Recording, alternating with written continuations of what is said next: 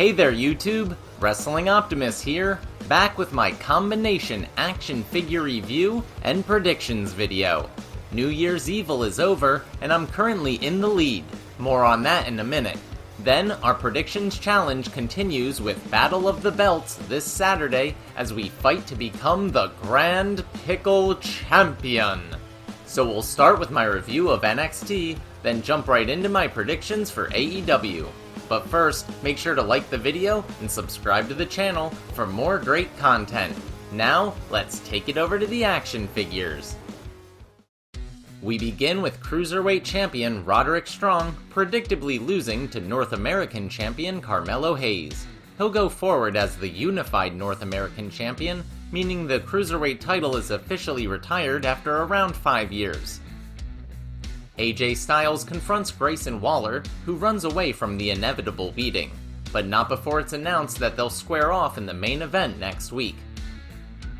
Pete Dunne continues his feud with Tony D'Angelo after getting his hand broken by the walking Italian stereotype. They'll also face off next week. The NXT Tag Team Champions, Imperium, led by the mighty Walter, take on MSK with their personal shaman, Riddle, in 6-man action. The contrast in styles makes for a great match that goes through 2 commercial breaks, but in the end, Riddle hits Marcel Bartel with his championship teammate Randy Orton's finisher, the RKO, for the win. The NXT Women's Champion Mandy Rose arrives via helicopter in a serious flex on her challengers. Not to be completely outdone, Raquel Gonzalez rides a motorcycle to the ring. Oh, and Cora Jade has a skateboard or something.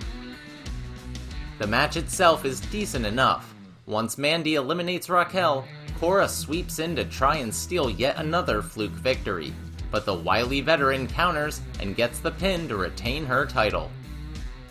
In the main event, NXT stalwart Tommaso Ciampa defends his title against rookie sensation Bron Breakker. Ciampa takes a nasty bump through the commentary desk, but kicks out. However, he's no match for the return of the Steiner Recliner as Breakker scores the submission victory and officially begins the 2.0 era as NXT champion.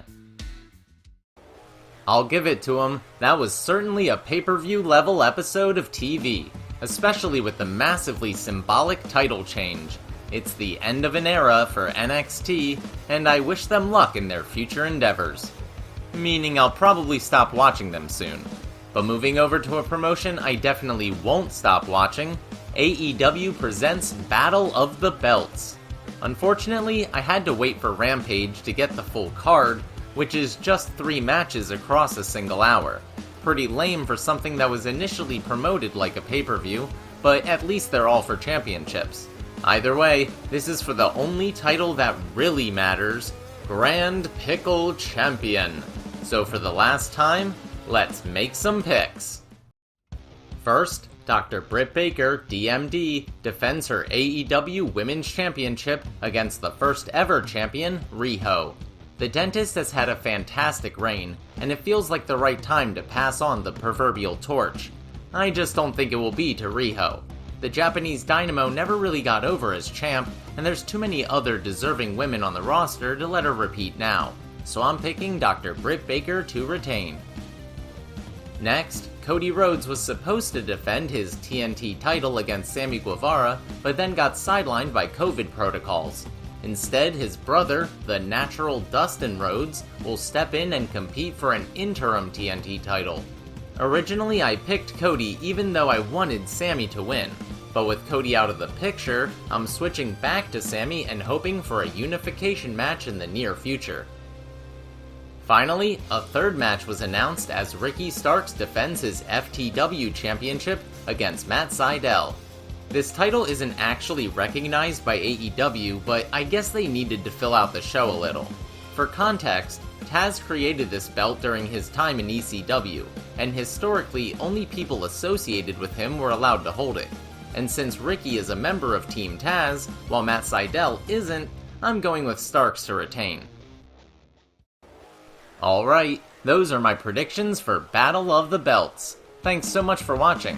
Let me know who you have winning in the comments down below. I'll be back on Monday with my review of the show, so stay tuned for that. If you enjoyed this video, make sure to do all that normal YouTube stuff. Smash the like button, share with any wrestling or action figure fans you may know, subscribe to the channel, and spread the word.